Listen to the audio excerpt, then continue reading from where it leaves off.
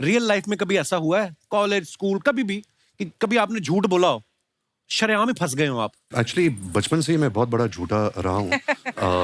लेकिन मुझे याद है झूठ नहीं था, लेकिन क्लास चल रही थी एंड हमारे स्कूल में कुछ 40-50 बच्चे होते थे एक क्लास में, और एक ऐसा पीरियड चल रहा था जो बहुत बोरिंग पीरियड था। तो मैं हमेशा लास्ट बेंच पर बैठा करता था एंड क्योंकि I was a naughty kid, तो मैंने ऐसे, अगर ये क्लासरूम है और वहाँ टीचर है, मैं ऐसे अपने चारों ऐसे यहाँ होके मैं ऐसे क्लास के बाहर स्नीक कर रहा था। तो जैसे मैं स्नीक कर रहा था और मैंने यहाँ ऐसे ऊपर देखा,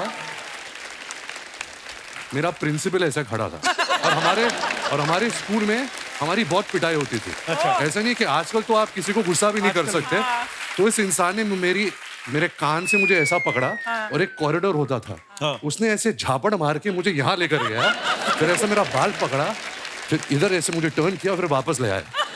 फिर उसके बाद उन्होंने मुझसे पूछा कि तुम क्या कर रहे थे ऐसे बाहर, मतलब क्या हरकत क्या थी? बोले थप्पड़ मारने से पहले पूछना। तो मेरा पता एक्सरसाइज होती मेरी फ्रेंड की चश्मे बाहर गिर गए थे, मैं वो उठाने जा रहा था।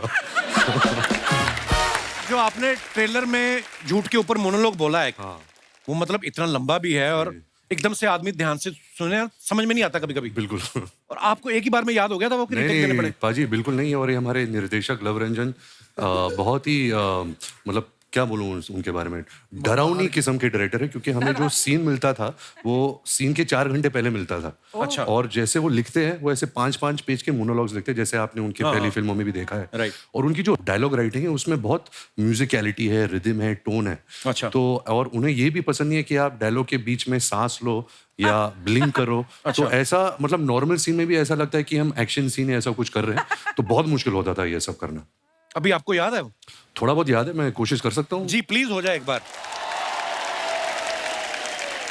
झूठ बोलकर पकड़वाना नहीं है, बल्कि झूठ बोलकर सच में छुपाना है, फिर 2 और झूठों में छुपाना है, फिर सच में छुपा के उस सच में झूठ की मिलावट का हल्का सा हिंट देना है। वो लड़की है, बाकी वो खुद कर लेगी, तुझे बस हल्का सा शक कराना है। ये जो हम बता रहे हैं इस फिल्म के जरिए, मेरा ये मानना नहीं है। I think women are the best species in the world. I don't think they are liars. I think हम ही लायर्स हैं, हम ही मक्कार है। उनकी तो पूजा करनी चाहिए। They are the higher beings, you know. तो इसमें मैंने बहुत एक्टिंग की है, क्योंकि I don't believe it. Very nice.